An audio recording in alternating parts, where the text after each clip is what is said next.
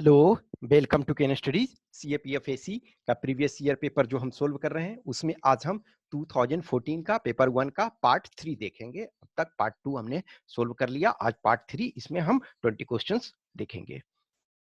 इसमें फर्स्ट है recently Iran, देखो Iran has clinched a deal with 6 world powers to curb nuclear activities. Which one among the following is not a party to it.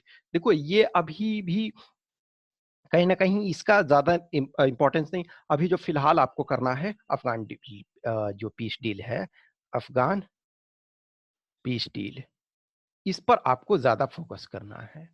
तो देखो इसमें कौन थे, P5 plus Germany, P5 plus Germany.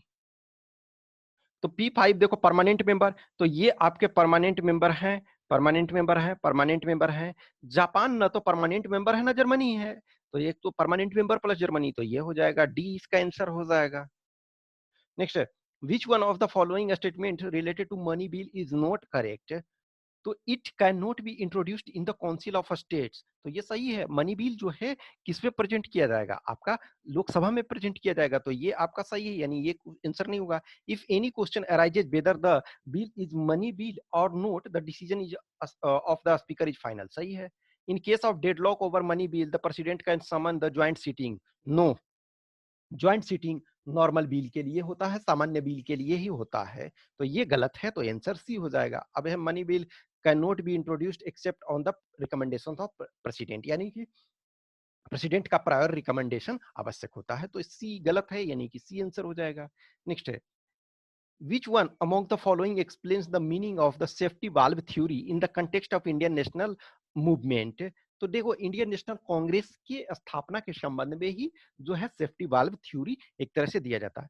तो a theory that argued that the Congress was formed as a safe outlet to the discontented educated Indian। in fact यही आपका answer ही है, ठीक है। अब नेक्स्ट भैया देख लो, आंसर यही है।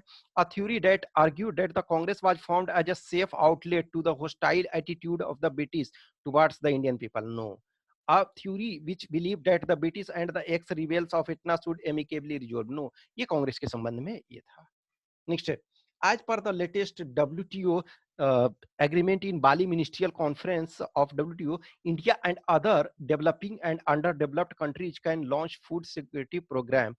देखो अब ये चीजें जो है ये एक तरह से आपका सेकेंड पेपर में बाली मिनिस्ट्रियल कॉन्फ्रेंस बहुत इंपॉर्टेंट है, एग्रीकल्चर से अभी रिलेटेड जो, तो ये है till the alternate mechanism is developed, ये है आपका। लेकिन अभी जो 3 फार्म बिल जो आए, तो उसके संबंध में आपका जो बाली मिनिस्ट्रियल वगैरह और ये चीजें से संबंधित इससे पूछा जा सकता है, तो इन चीजों को आपको करना है, तो बी इसका आंसर हो जाएगा। Next, which of the following statements regarding the residuary power under the constitution of India is are correct। देखो 7th शेड्यूल जो आपका कॉन्स्टिट्यूशन में है उसमें 3 शेड्यूल हैं, यानी कि 3 लिस्ट हैं। तो 3 लिस्ट में है क्या है कि ये आपका जो यूनियन लिस्ट, स्टेट लिस्ट और कंकरेंट लिस्ट। लेकिन कुछ चीजें हैं टाइम के साथ इवॉल्विंग, जैसे जस्ट इमेजिन करो इंटरनेट, इंटरनेट इनिशियली नहीं था, क्योंकि तब जब कॉन्स्टिट्यूशन बना तो इंटरनेट नहीं था, तो वो रेसिडुअरी पावर में आता है। तो रेसिडुअरी पावर जो है यूनियन गवर्नमेंट के पास हमारे यहाँ होता है। तो फर्स्ट स्टेटमेंट हमारा यदि सही है तो हमारा ये दोनों गलत हो गया। अब एक तरह से देखो दो के संबंध में हमें देखना नहीं है, मान के चलो दो गलते होगा। अब तीसरा जो है वो आपका या तो तीसरा और चौथा में एक आप पता कर ले गए तो आपका आंसर बन जाएगा। तो अब ये देखो the matter of the residuary power, the constitution of India follows the constitution of Australia, no ये है आपका ये शायद कनाडा का है, ठीक है। तो ये आपका गलत है, ये ऐसे भी गलत है आपका। Section 7 of the constitution of India provides a list of residuary powers. तो ये जो है आपका शेड्यूल जो है करा 7, अभी हम इसको देख लेते हैं। नेक्स्ट है government of India act placed residuary power in the hands of governor general. देखो ये स्टेटमेंट आपके लिए ज्यादा ये एप्रोप्रिएट है, तो ये आप इस चीज को जान रहे हो क्योंकि इसको ऑलरेडी आपने पहले क्वेश्चंस में देखा हुआ है। यदि आप 2019 से लेकर इधर के करोगे तो ये पॉइंट आपको मिल जाएगा। तो 4 आपका ये सही। देखो करा कि शेड्यूल 7 जो है वो of the constitution of India provide list of residuary power. List of residuary power कैसे प्रोवाइड कराएगा, जो इवॉल्विंग है, यदि वो लिस्ट मिला ही हुआ होता तो उसको तीनों में से किसी में रख दिया होता। वो लिस्ट अभी नहीं है हमारे पास, तभी तो वो चीज रेसिड्यूअरी पावर में है, तो इस चीज को यहाँ समझना था। तो ये गलत हो गया, तो 1 एंड 4 सी आंसर हो गया। नेक्स्ट है, the Deccan riots commission was concerned with, तो इंडेटनेस ऑफ द पीजेंट, ये डायरेक्ट आपका एनसीईआरटी से है। नेक्स्ट है, which of the following statements about Vijay Seshadri is are correct, देखो ये आपका करंट अफेयर्स का है, तो उस चीज का आप करंट अफेयर्स आप देखो, इसमें जैसे है पुलित्जर अवार्ड आया हुआ है, तो पुलित्जर अवार्ड के बारे में देख लोगे तो ये करंट अफेयर्स का है, इसमें प्रेजेंट में कोई ये नहीं, पुलित्जर अवार्ड के बारे में देख लेना। Which of the following is not a characteristics of globalization? Globalization हमेशा चर्चा में रहा, और अभी जो है ग्लोबलाइजेशन के साथ साथ डी ग्लोबलाइजेशन जो है कोविड 19 पैंडेमिक के ड्यूरेशन में है, तो इसमें सेकंड पेपर के लिए एटलीस्ट ये काफी इंपॉर्टेंट टॉपिक है। तो इसमें क्या है आपका कि fragility of national barriers for the flow of capital and goods, तो ये आप देखो, अभी फिलहाल हम ये देख लेते हैं करा कि कौन सही नहीं है। Rapid flow of information capital and goods, तो ये तो एकदम पक्का है। नेटवर्किंग ऑफ, ये ठीक है ना, ऑफ ये इसमें कर दो, of cultural economic and political relations, ये भी सही है आपका। Global infrastructure for formal and informal institutional arrangements, देखो अब ए और डी, तो ये है फ्रेगिलिटी ऑफ, जो है fragility of national barriers for the flow of capital and goods, तो कैपिटल एंड गुड्स के लिए जो है नेशनल बैरियर को आप ब्रेक करेंगे, ब्रेक इन द सेंस है कि आप लोअर करेंगे, टैरिफ वगैरह लो करेंगे, तभी तो वो प्रमोट होगा, तो ये भी है, तो ये आप ये इसका गलत हो जाएगा आंसर, यानी कि यही आपका आंसर हो जाएगा। नेक्स्ट है, William James, Henry Colebrooke and Nathaniel Halhed had which of the following common among them, ये आप एनसीईआरटी भी, इसमें से भी आपको एनसीईआरटी से मिल जाएगा। तो they were linguist who tried to interpret the culture of South Asia to the East India Company, ये आपका डी इसका आंसर हो जाएगा। नेक्स्ट है, data presented to union budget, तो देखो अब ये यूनियन बजट जो है, ये इसमें से देखो ये चारों टर्म का आपको डेफिनेशन ये ध्यान रखना होगा, ये ऑलरेडी मैं डिस्कस कर चुका हूं, ठीक है। Revenue deficit, effective revenue deficit, physical deficit, primary deficit, तो ये 2000 आप 2021 का जो बजट है, 2021 के बजट में देखना आपको, और ये चारों टर्म का डेफिनेशन आपको। नेक्स्ट है, which of the following statements about presidential system is are correct, तो the head of government is also head of a state, तो ये देखो फर्स्ट स्टेटमेंट आपका सही हो जाएगा, क्योंकि देखो इंडिया में क्या होता है, हेड ऑफ गवर्नमेंट जो है प्राइम मिनिस्टर है, लेकिन हेड ऑफ स्टेट जो है वो आपके प्रेसिडेंट है। लेकिन अमेरिका में जहां प्रेसिडेंशियल सिस्टम है, head of government, head of state और हेड ऑफ गवर्नमेंट दोनों सेम है, तो ये द एग्जीक्यूटिव कौन कैन बीटो लेजिस्लेटिव एक्ट, हाँ ठीक है, अमेरिका में प्रेसिडेंट बीटो कर सकते हैं, तो ये सी। देखो प्रेसिडेंशियल सिस्टम जब आता है तो अमेरिका का ध्यान रखो। The permanent settlement was rarely extended to other regions because, अब देखो जो ये आपका है चिरस्थायी बंदोबस्त यानी परमानेंट सेटलमेंट, ये लॉर्ड कॉर्नवालिस के द्वारा, तो अब देखो इसमें से क्या है कि increase in agriculture prices after इतना increase the value of the harvest while the permanent settlement disallowed and increase in the state share, हाँ ये स्टेटमेंट सही है, एनसीईआरटी में आपको ये डायरेक्ट मिल जाएगा। The economic theory of Ricardo influenced the policy maker, सही है।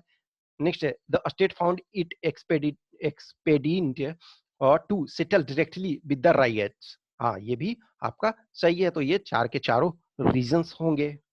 नेक्स्ट है, who among the following is serving as the chief minister of his state for the fourth consecutive term, तो देखो ये जो इस ये में था, ये इस टाइम में आपका जो हो रहा था वो मानिक सरकार, लेकिन अभी जो आपके हैं वो कहीं ना कहीं ये में इसमें ये आपके फिफ्थ टर्म ये स्टार्ट शायद हो गया, फिफ्थ टर्म स्टार्ट हो गया, अभी सबसे लंबे जो सर्विंग वर्तमान में जो है वो नवीन पटनायक हैं, तो अभी सबसे लंबे इंडिया में सर्विंग जो सीएम है वो आपके नवीन पटनायक, तो ये आपका 2014 का था, तो तब वो मानिक सरकार ट्रू था, लेकिन आज के डेट में ये फिफ्थ टर्म, शायद ये देख लेना फिफ्थ टर्म मोस्ट प्रोबेबली ये आपके नवीन पटनायक ये कर रहे हैं।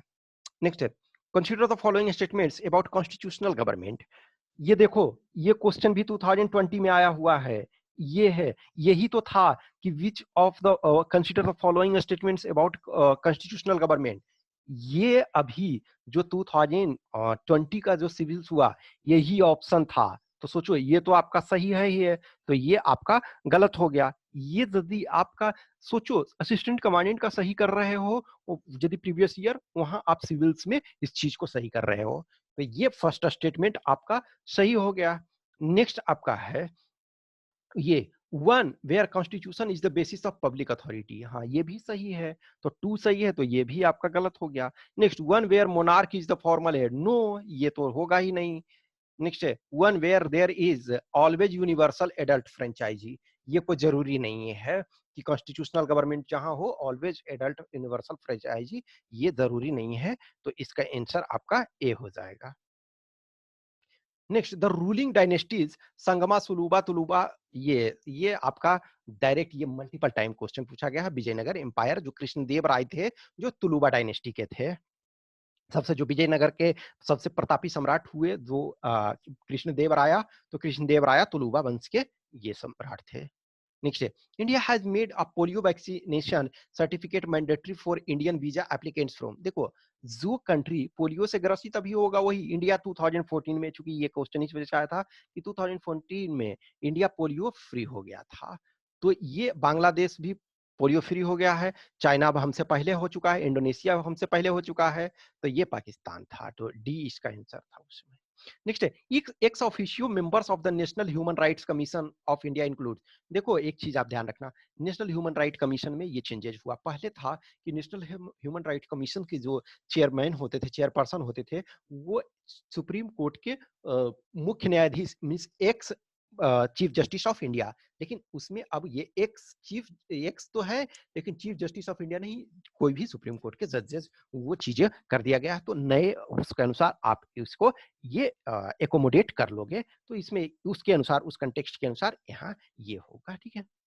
Next between the 15th August 1947 when India became free and the 26th January 1950 when the she declared herself a democratic sovereign republic, the government of India functioned under the provision of, तो ये किसके के तहत चला, the government of India act 1935 के तहत।